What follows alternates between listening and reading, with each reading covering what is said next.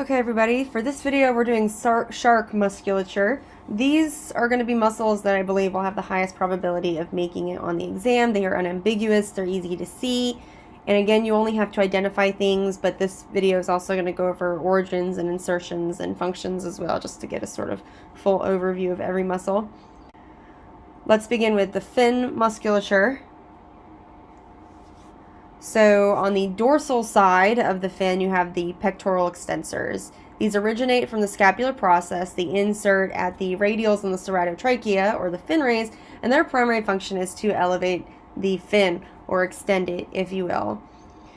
The flexors are on the ventral side. These originate from the coracoid bar, if you remember from the skeletal system we did a few weeks ago.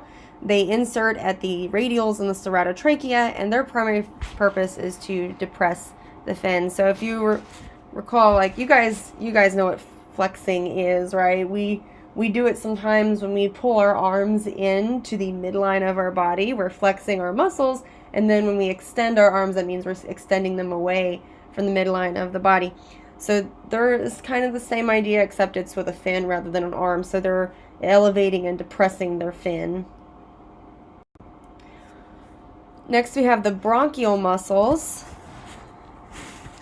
starting with the adductor mandibuli. So the adductor mandibuli is kind of their version of the cheek muscle right there. They don't really have a cheek, right? But if they did, that's kind of where it would be.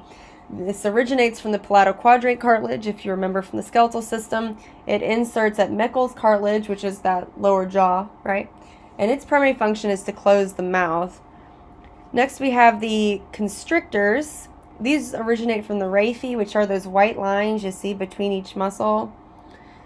They insert at those raphe as well, and their function is to depress the gill pouches. So you have both the dorsal constrictors, so they're on the dorsal side of the gills, right? And then the ventral are going to be on the ventral side of the gills. And I just want to point out that these are bronchial muscles, right? It's very important.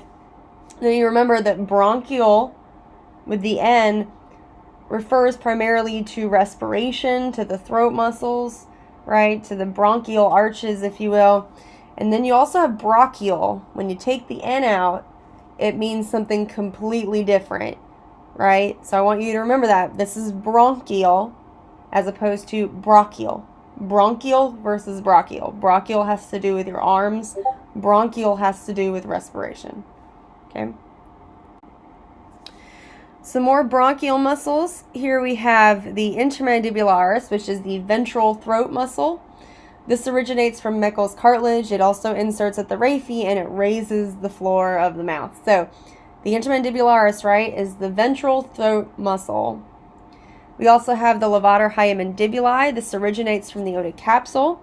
It inserts at the hyomandibular, and it's also going to function in compressing the gill pouches. Think of it as sort of an extension of the constrictors, if you will.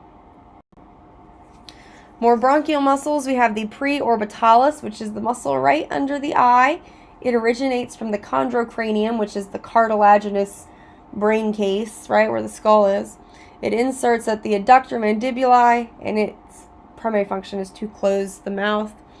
We also have this auricularis, which is this muscle that surrounds that hole, the sixth gill slit, the spiracle.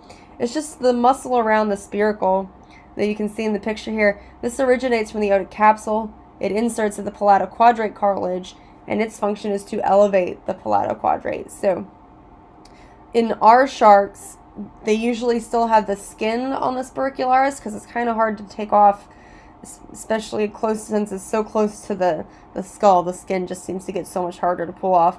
So it's not going to look as good as it does in this picture. Just remember that. That's a very good picture of a auricularis.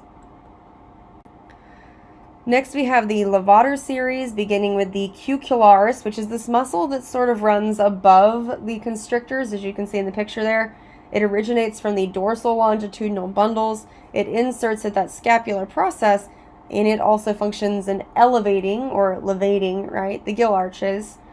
We also have the levator palatoquadrati. It originates from the otic capsule. It inserts at the palatoquadrate cartilage, and its primary function is to raise the upper jaw. Next we have the hypobronchial muscles. We really only have one, and it sits deep relative to the intermandibularis, So, right, the intramandibularis, again, is just that throat muscle, or the ventral muscle, that originates from the Meckel's cartilage. The corticomandibularis sits right under it, so you actually have to open up the intramandibularis to find it. It originates from the coracoarcules, it inserts at Meckel's cartilage, and its primary function is to open the mouth. Last but not least, we have the longitudinal bundles, which are made out of myomers that are separated by myosepta. So the myomer is the muscle, the myosepta is just this connective tissue separation between each myomer. You have 3 longitudinal bundles that you have to remember. You have the dorsal longitudinal bundle that sits above the horizontal septum. You have the lateral longitudinal bundle that sits below it, and then the ventral longitudinal bundle that sits just below the lateral longitudinal bundles. And that is it for the shark.